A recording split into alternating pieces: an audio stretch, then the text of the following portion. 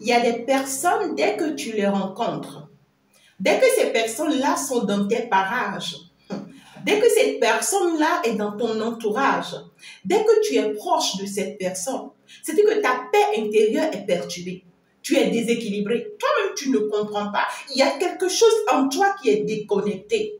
Cette personne peut être ta sœur, cette personne peut être ton frère, ça peut être un collaborateur, ça peut être un partenaire, ça peut être un ami, ça peut être un conjoint ou une conjointe.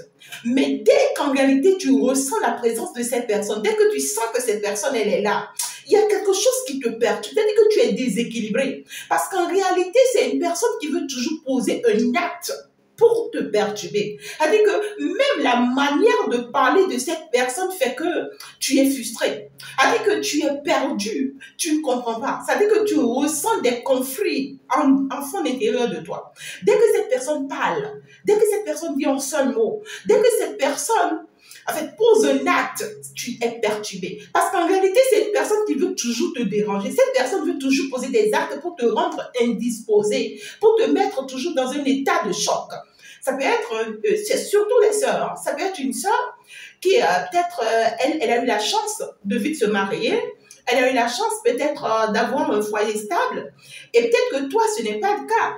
Mais à chaque fois que vous vous retrouvez en réunion de famille, ou vous vous retrouvez à la maison autour des parents, avec eux, elle veut être toujours plus proche de son mari. Elle veut toujours lui donner des câlins, toujours lui donner des bisous. Elle veut toujours montrer aux parents qu'elle est la fille la plus parfaite. Elle veut toujours montrer que c'est elle, en fait, que sur elle, on doit compter qu'elle est la meilleure des personnes. Et pourtant, de toi et elle, vous le savez bien. Et tu le sais bien qu'elle est une mauvaise personne. Tu sais bien que c'est une personne manipulatrice. Tu sais bien qu'elle ment. Tu sais bien qu'elle manipule même tes parents. Tu sais bien qu'elle essaye de leur faire voir la meilleure face alors qu'elle n'a jamais été le cas.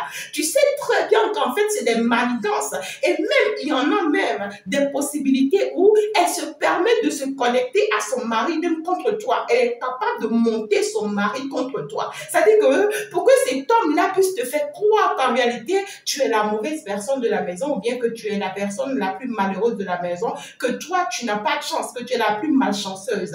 Si ce n'est pas le cas, ça peut être dans d'autres cas, ça peut être dans d'autres possibilités, d'accord? Et dès que cette personne, tu es en sa présence, ou dans son entourage, tu es perturbé. Tu es avec un homme où en fait tu n'as jamais ta tranquillité, ou une femme avec qui tu n'as jamais ta tranquillité. Cette personne ne te fait jamais confiance, ne croit jamais en toi. C'est une personne qui veut toujours te mettre hors de toi, te faire perdre ta paix, ta joie intérieure. Dès que tu as ta joie, cette personne est là, ta joie, ça part. Je veux te dire une chose, sur cette personne, tu dois arrêter de fréquenter une personne pareille.